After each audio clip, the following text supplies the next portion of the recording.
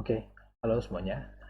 Sekarang kita masuk ke bagian 2 dari asistensi, yaitu neraca data makroekonomi.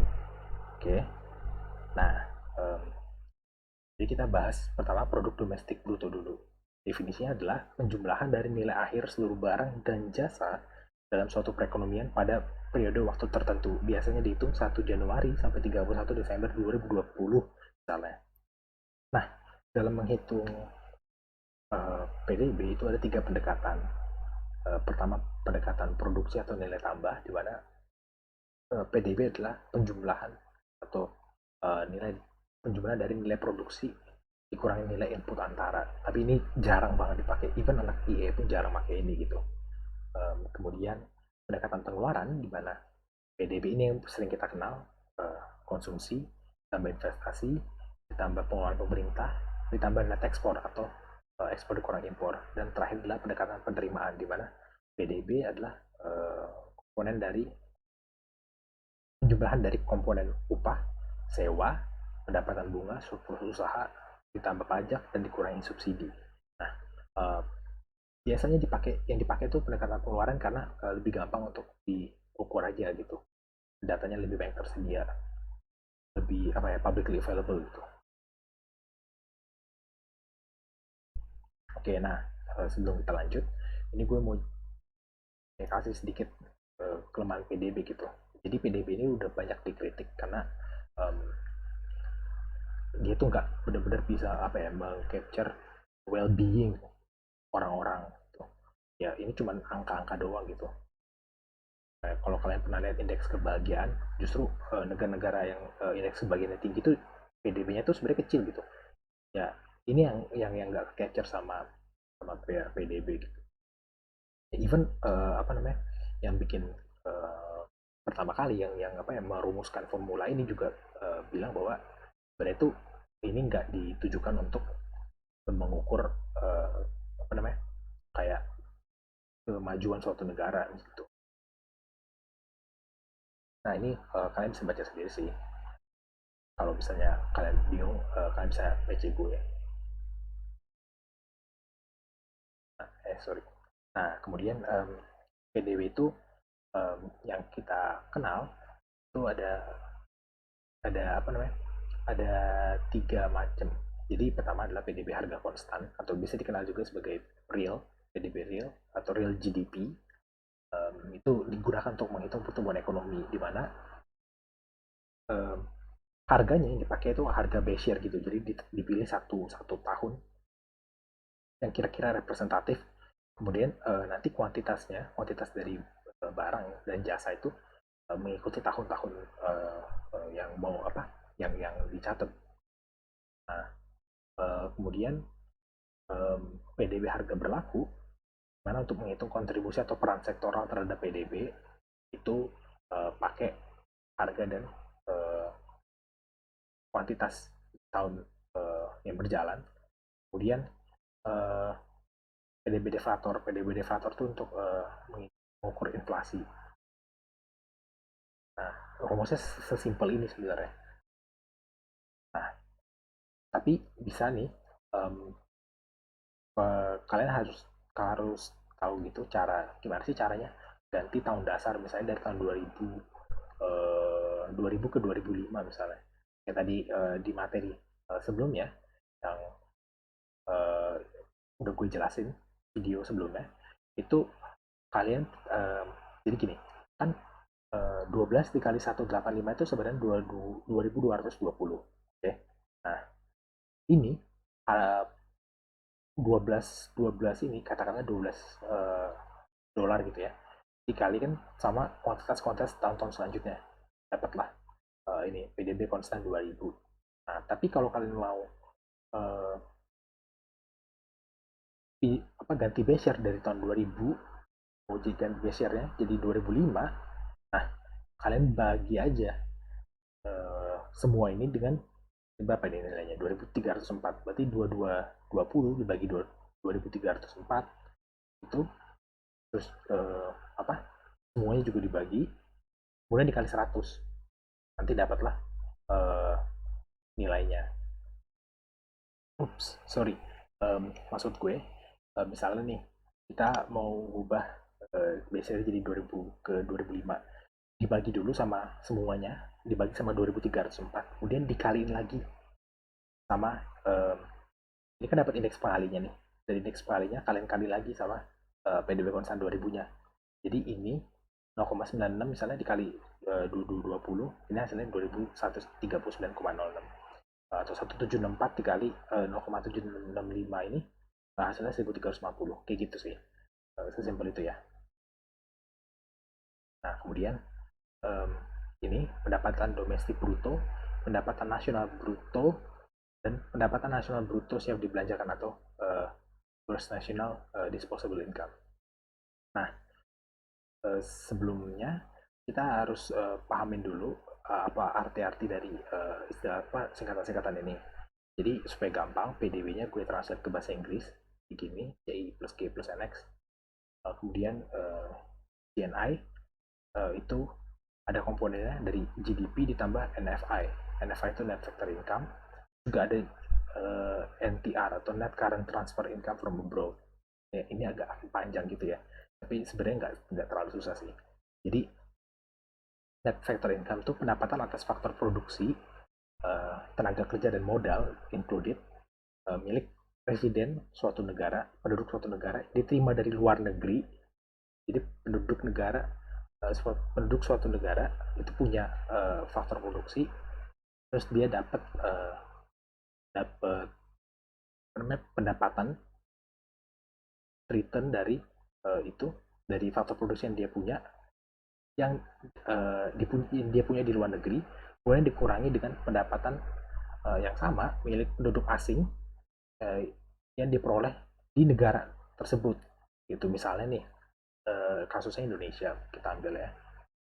Nah, berarti pendapatan atas faktor produksi milik penduduk Indonesia yang diterima dari katakanlah dari Malaysia kurangi sama pendapatan orang Malaysia yang diperoleh di Indonesia gitu. Nah, ini kasusnya Indonesia dan Malaysia gitu. Nah, itu tinggal apa namanya diimplementasikan aja ke kasus misalnya Indonesia dengan Singapura, Indonesia dengan Amerika Serikat dan seterusnya gitu. Nah, kemudian GNI itu atau GNDI itu merepresentasikan pendapatan yang tersedia sesungguhnya atau actually available income. Uh, nah, kemudian current transfer itu adalah transfer tak berbalas dari bukan penduduk kepada penduduk suatu negara, dikurangi transfer dari penduduk kepada bukan penduduk, dari resident kepada non resident. Nah, oke, okay. Dari persamaan ini kita tahu bahwa GNI itu terdiri dari dua komponen, dari GDP ditambah sama net factor income, terus GNDI adalah GNI ditambah net current transfer from abroad. Oke, okay. Nah GNDI dikurangin sama konsumsi sama dengan saving. Kenapa? Nanti akan gue jelasin. Oke, jadi dikenal juga bahwa kalau C ditambah I atau konsumsi ditambah investasi itu dikenal sebagai absorpsi gitu. Nah, kemudian nah, absorpsi ini tuh kalau definisi formalnya adalah total demand atau total permintaan total untuk seluruh barang dan jasa akhir yang dipasarkan oleh agen ekonomi yang tinggal di dalam suatu negara atau perekonomian terlepas dari asal barang dan jasa tersebut. Nah, sementara current account balance ini adalah indikator kesehatan perekonomian sebuah negara yang dia mencatat ekspor dan impor barang jasa dan transfer modal antara negara tersebut dengan negara-negara lain. Kenapa disebut current account? Karena barang dan jasa biasanya dikonsumsi pada periode saat ini. Kalau di bahasa Indonesia dikenal juga sebagai neraca transaksi berjalan.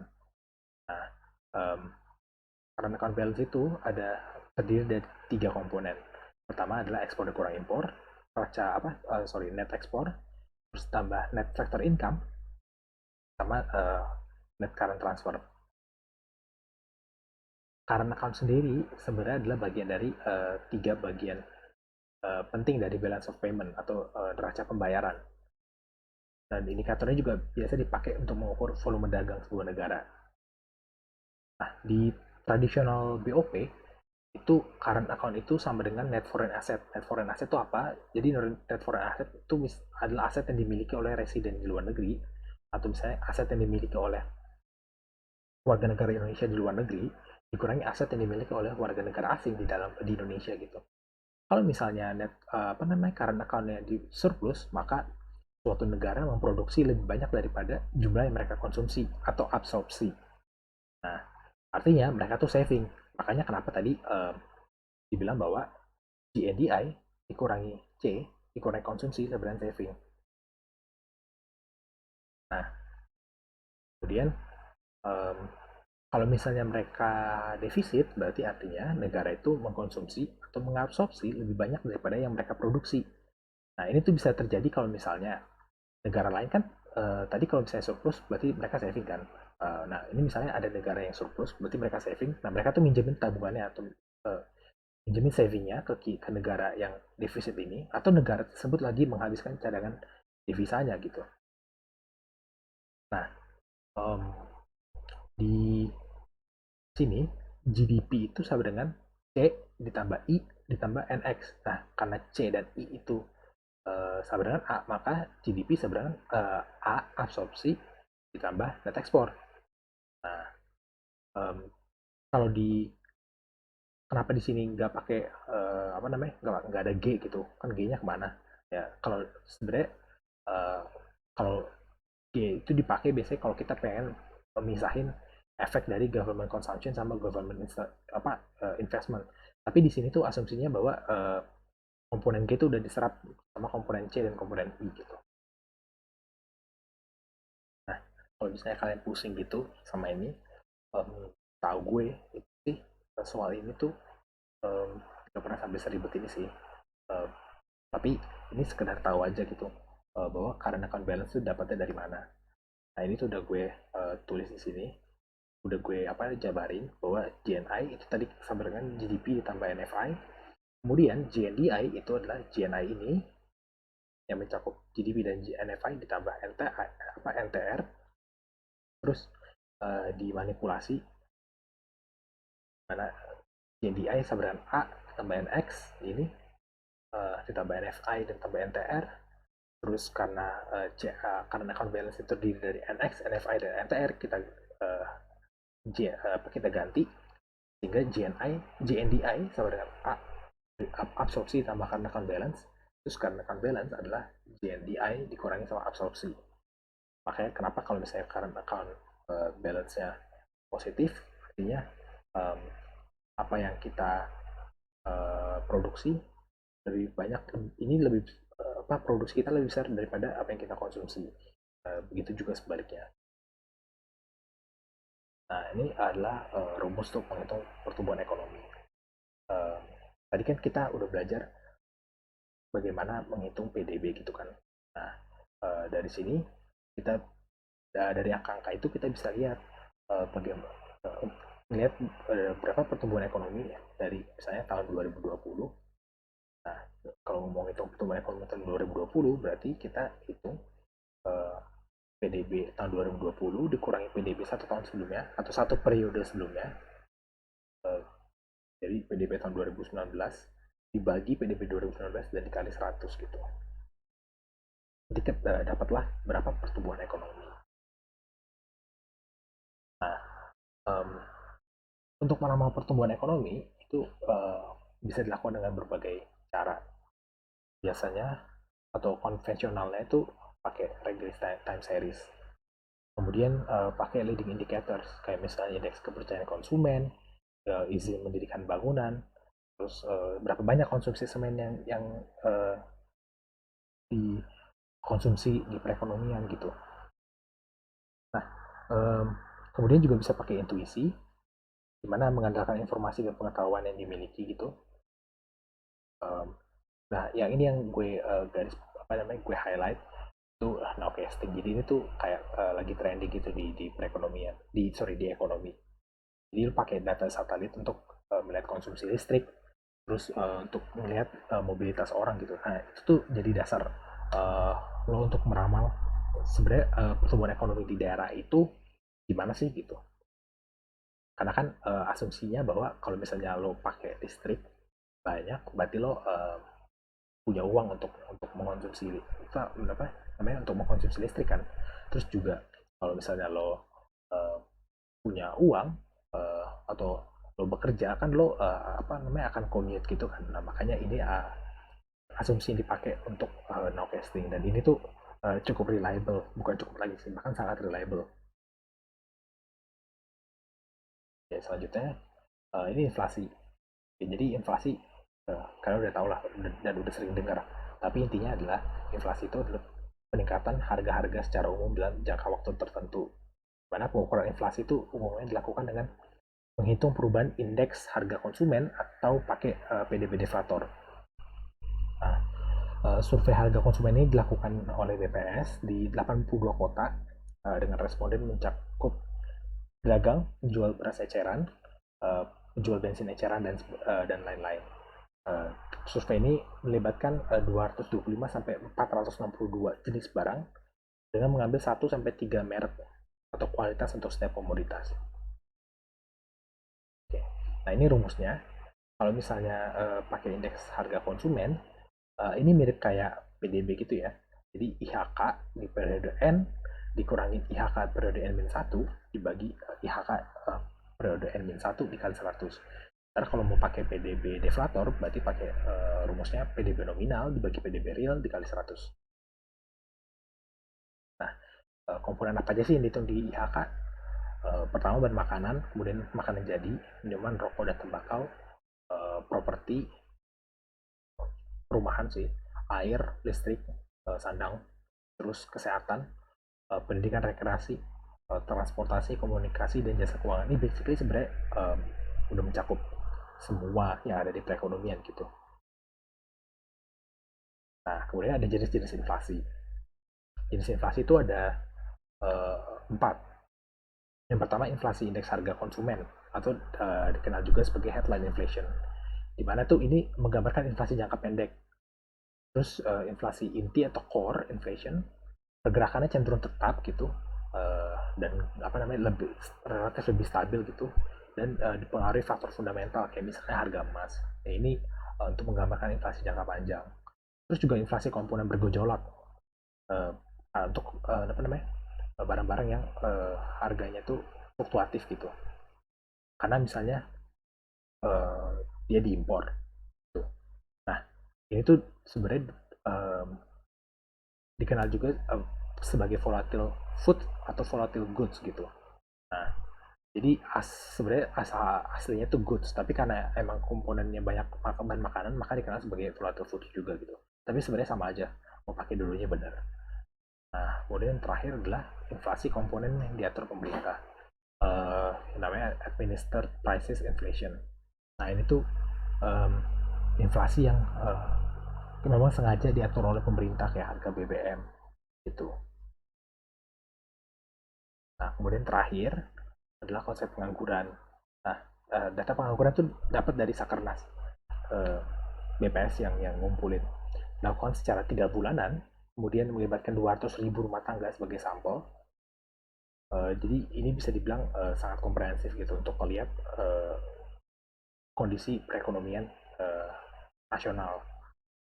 Nah, yang termasuk pengangguran itu siapa aja sih? Yang pasti, kalau dari definisi BPS, pertama itu bisa dibagi dua. Pertama itu dia punya kerjaan, tapi dia belum mulai bekerja, makanya dihitung sebagai pengangguran juga. Nah, yang kedua adalah nggak punya pekerjaan, tapi dia lagi nyari pekerjaan. Nah, atau dia lagi mempersiapkan usahanya, atau dia memang nggak nyari pekerjaan karena dia tahu atau dia merasa dia nggak akan dapat kerjaan juga gitu. Ya udah, jadi dia nggak mau kerja. Nah, ini yang termasuk definisi pengangguran. Um, nah, ini sebenarnya cuma sekedar tahu aja, tapi detailnya akan disampaikan nanti di minggu ke-7 sih harusnya. Um, nah, paling itu aja sih dari gue. Untuk pertemuan selanjutnya kita akan bahas transformasi, itu ada 3 minggu gitu. Nanti gue belum tahu sih akan delivernya kayak gimana, tapi intinya pasti akan transformasi. Materi selanjutnya itu akumulasi dan alokasi. Gue belum tahu apakah akan gue gabung atau misalnya gue bisa pisah lagi. Tapi udah sih segini aja dulu. Makasih banyak semuanya. Tetap sehat dan tetap semangat ya. Thank you.